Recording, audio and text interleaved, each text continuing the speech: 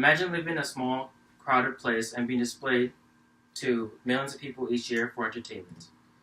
I'm sure all of you have gone to the zoo at least once or a few times and enjoyed watching the zoo animals. But have you ever thought of how the zoo animals might have felt as we watched them through their enclosure?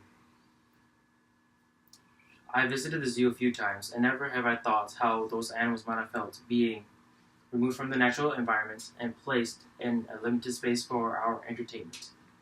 All zoos should be closed down due to terrible mistreatment. Animals that are kept in confinement undergo behavior problems, and they are placed in horrible living conditions.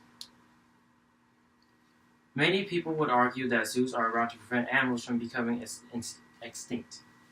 It doesn't take a person with a degree to know that monkeys, elephants, lions, giraffes, penguins, and hippos and other animals you see in a typical zoo are not endangered.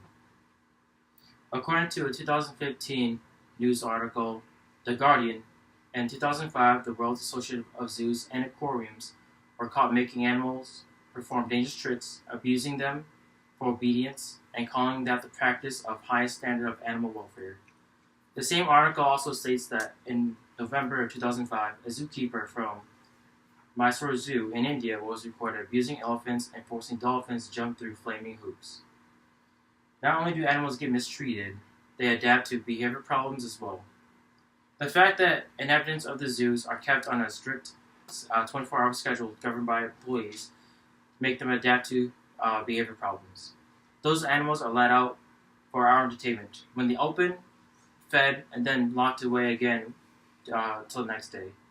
Imagine having to live on a schedule like that. It's no difference from being in jail. But the animals were never given a choice. Humans made the choice for them. They didn't ask to live in an enclosure. With that being said, those animals will eventually adapt to abnormal repetitive behavior. That means animals held captive will start performing physical, repetitive actions such as rocking, pacing, and something else to replace their boredness. How do you know that zoo animals have adapted to behavior problems? So, according to the 2014 database journal article, Colgoni, an animal and nature ambassador from a blog titled Abnormal and Stereotypic Behaviors in Captive Animals, pacing and circling is fairly common in lions, cheetahs, and other big cats. Elephants swaying their head back and forth, and their bodies. Apes sitting and rocking back and forth, and the list goes on. Besides zoo animals getting mistreated and adapting to behavior problems, zoos just don't provide sufficient room for them. No matter where the zoo is located in the world, they will never provide enough room for their captive animals. As an example, the Global Sanctuary for Elephants reports that wild elephants' home can range up to 11,000 square miles. To put it in perspective, that's more than 2.7 million acres. The problem of having an elephant at a zoo is the amount of space given will never be enough.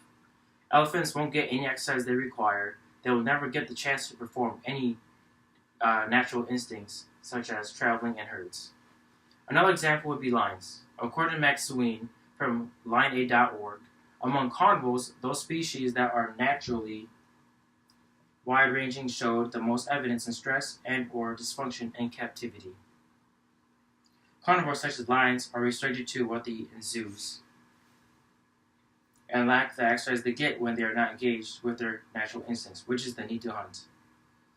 You can obviously go online and look up a map of a zoo, and it's obvious just by looking that they just don't provide enough room.